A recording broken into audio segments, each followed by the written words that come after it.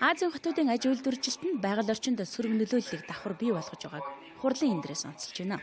Ногоон өсөлтөөрөө дэлхийд тэргүүлж байгаа Ванкувер, Эдмонтон, Стокгольм зэрэг хотын сайн туршлагыг дэлхийн олон хотууд өөрсдөө тусган авч хэрэгжүүлэхэд сүүлийн үед ихээхэн анхаарал хандуулах болсон. Ногоон дэд үтэц тэр дундаа салхин парк, нарны зайн, гавтан зэрэг нь маш өргөнөөр хэрэглэгдэх болсон.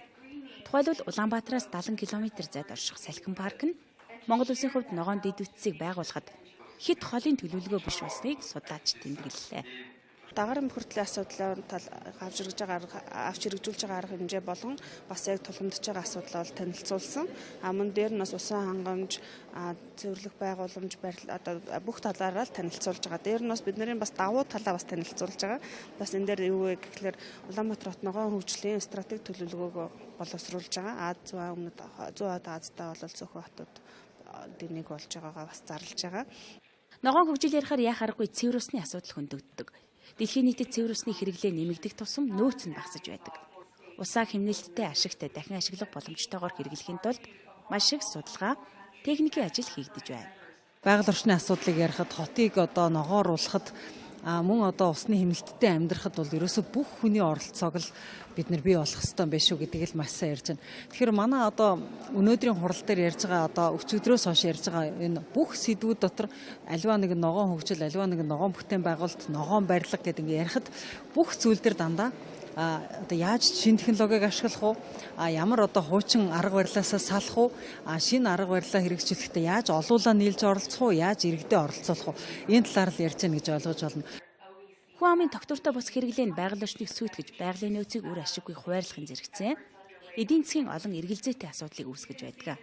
Өнөөдөр ногоон хөгжил, тогтвортой хөгжил гэдгийг ганцхан Улаанбаатар яриад байгаа юм биш. Дэлхийн нийтийн тулгымцсан асуудал байгаа тийм. Тэгэхээр өнөөдөр урт хугацааны хувьд хөгжихийн тулд одоо эдийн засгийг илүү тавиад хүн нийгмийн асуудлыг бас нэлээд орхигдуулсан байна. Тэгэхээр ийм болохоор өнөөдөр яах аргагүй энэ тогтвортой хөгжил, ногоон хөгжлийг ярих цаг болчихсон. Тэгэхээр энийг хөгжүүлэхийн тулд одоо иргэдийн оролцоо одоо маш чухал гэдгийг өнөөдөр бас онцолж хэлж байна л да. Тэгэхээр энийг бол одоо их том юмнаас биш. Бид нар өнөөдөр иргэд өөрсдөө энэ тогоо хэмнэх, усаа хэмнэх те хогоо бутраахгүй орчноо цэвэрхэн байлгахаас л эхэлж байгаа юм.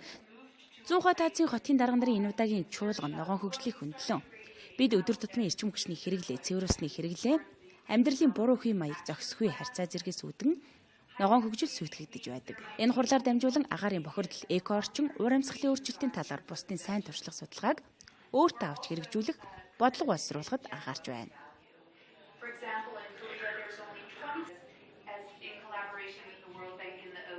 Зүүн Азтай бол цөөхөн хотууд нэг болж байгаагаа бас зарлж байгаа. Ногоон хөгжил ярихаар яах аргагүй цэвэр усны асуудал хөндөгддөг. Дэлхийн нийтэд цэвэр усны хэрэглээ нэмэгдэх тусам нөөц нь багасж байдаг. Усаа хэмнэлттэй ашигтай дахин ашиглах боломжтойгоор хэрэглэхийн тулд маш их судалгаа, техникийн ажил хийгдэж байна.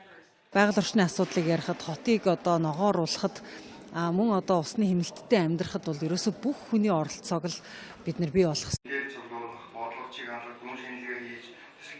Азийн хотуудын аж үйлдвэржилтэнд байгаль орчинд сөрөг нөлөөллийг давхар бий болгож байгааг хурлын эндрээс онцолж байна.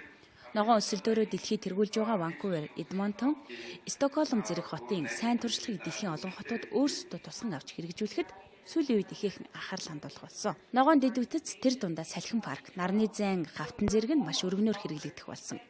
Тухайлбал Улаанбаатараас 70 км зайд орших салхин парк нь Монгол улсын хувьд ногоон дэд үтцийг байгуулахад хэд холын төлөвлөгөө биш болсныг судлаач тэмдэглэлээ. Дагарын бүртгэлийн асуудлаар авч хэрэгжүүлж байгаа арга хэмжээ болон бас яг тулгамдж байгаа асуудал бол танилцуулсан. Мөн дээр нь бас усан хангамж, цэвэрлэх байгууламж, одоо бүх талаараа л танилцуулж байгаа. Дээр нь бас бидний бас давуу талаа бас танилцуулж байгаа. Бас энэ дээр юу вэ гэхээр Улаанбаатар хот ногоон хөгжлийн стратеги төлөвлөгөөгөө боловсруулж байгаа. Астан биш шүү гэдгийг л маш сайн ярьж байна. Тэгэхээр манай одоо өнөөдрийн хурал дээр ярьж байгаа одоо өчигдрөөс хойш ярьж байгаа энэ бүх сэдвүүд дотор аливаа нэг ногоон хөгжил, аливаа нэг ногоон бүтээн байгуулалт, ногоон барилга гэдэг ингээ ярихад бүх зүйл дээр дандаа одоо яаж шинэ технологиг ашиглах уу, ямар одоо хуучин арга барилаасаа салах уу, шинэ арга барилаа хэрэгжүүлэхдээ яаж олуулаа нийлж оролцох уу, яаж иргэдээ оролцуулах уу, энэ талаар л ярьж байна гэж ойлгож байна. Хүн амын тогтвортой бос хэрэглээ нь байгаль орчныг сүйтгэж байгалийн нөөцийг үр ашиггүй хуваарлахын зэрэгцээ эдийн засгийн олон эргэлзээтэй асуудлыг үүсгэж байдаг. Өнөөдөр ногоон хөгжил, доктортой хөгжил гэдгийг ганцхан Улаанбаатар яриад байгаа юм биш. Дэлхийн нийтийн тулгымцсан асуудал байгаа тийм. Тэгэхээр өнөөдөр урт хугацааны хот хөгжихийн тулд одоо эдийн засгийг илүү тавиад хүн нийгмийн асуудлыг бас нэлээд орхитуулсан байна. Тэгэхээр ийм болохоор өнөөдөр яах аргагүй энэ доктортой хөгжил, ногоон хөгжлийг ярих цаг болчихсон. Тэгэхээр энийг хөгжүүлэхийн тулд